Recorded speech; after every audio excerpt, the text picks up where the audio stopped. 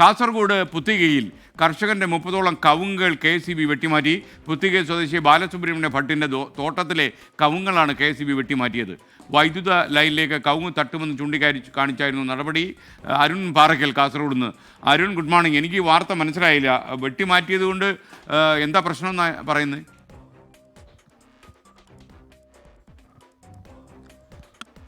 Very good morning ഞാനിപ്പോൾ നിൽക്കുന്നത് ബാലസുബ്രഹ്മണ്യ ഭട്ടിൻ്റെ പുത്തിക ചെക്കടുകയിലുള്ള കവുങ്ങിൻ തോട്ടത്തിലാണ്. ഈ കവുങ്ങിൻ തോട്ടത്തിലാണ് ഇപ്പോൾ ദൃശ്യങ്ങളിൽ കാണാവുന്ന പോലെ തന്നെ 30ഓളം കവുങ്ങുകളാണ് സീതാങ്കോളി KCBയിൽ നിന്നുള്ള KCB ഉദ്യോഗസ്ഥർ വെട്ടിമാറ്റിയിരിക്കുന്നത്. ഒറ്റ നോട്ടത്തിൽ നമുക്ക് ഇവിടെ വന്ന് നോക്കിക്കഴിഞ്ഞാൽ ഈ ലൈനിന് തൊട്ട് താഴെയാണ് ഈ കവുങ്ങുകളൊക്കെ തന്നെ നിൽക്കുന്നത്.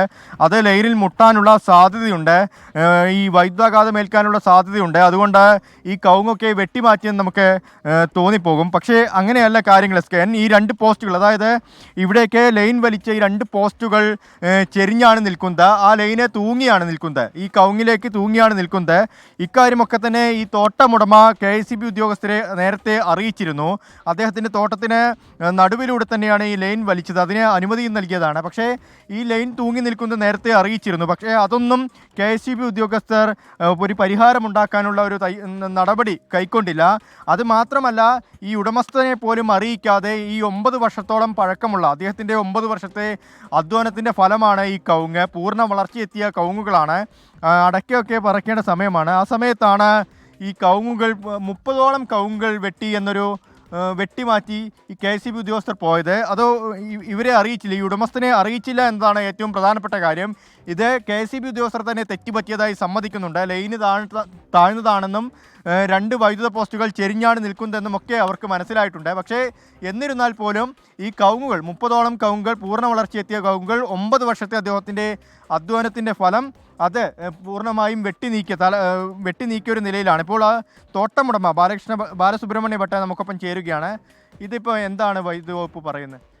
വൈദ്യുതി വകുപ്പ് പറയുന്നത് ഇത് എൻ്റെ അടക്കാത്തതിൻ്റെ മുകളിൽ ലൈന് വരുന്നു, അതുകൊണ്ട് വെട്ടി മാറ്റിയെന്ന്. പക്ഷേ ആ 2 പോസ്റ്റ് സ്റ്റേ വയർ കട്ടായിട്ട് ചെരിഞ്ഞ കൊണ്ട് എൻ്റെ അടക്കാത്തതിൻ്റെ മുകളിൽ നേരെ ചരിവ് വന്നിട്ട് ലൈന് ഉണ്ടായി.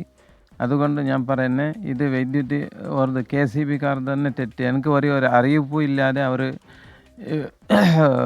ഒരു 2-3 ദിവസം മുമ്പ് അതിനെ വെട്ടി മാറ്റി. എനിക്ക് പിറ്റേന്നാളാണ് അറിഞ്ഞത്. അതുകൊണ്ട് ഞാൻ ഇനി വേണ്ടതായ നടപടി ചെയ്ത് ഞാൻ കളക്ടർ കൊടുത്ത് പോലീസ് സ്റ്റേഷൻ, അതുകൊണ്ട് അതേപോലെ തന്നെ കാസർഗോഡ് വിദ്യുത് ഭവന്, അതുപോലെ KCB സീതാങ്കോളി, പിന്നെ നമ്മളെ കൃഷിഭവന്, പഞ്ചായത്ത് ഓഫീസ്. ഇതിപ്പോൾ നിങ്ങളുടെ എത്ര വർഷത്തെ അധ്വാനമാണ് ഇത്? 9 വർഷമായി തൈ വെച്ചിട്ട്. ഇപ്പോൾ കായ്ക്കാൻ തുടങ്ങി. ഇപ്പോൾ 2-3 വർഷമായി. ഇത് ഇന്റർമംഗള ഇനമാണ്. ഇത് കറക്റ്റ് നോക്കിയാൽ ഒരു 4 വർഷത്ത് ഫസൽ വരുന്നു.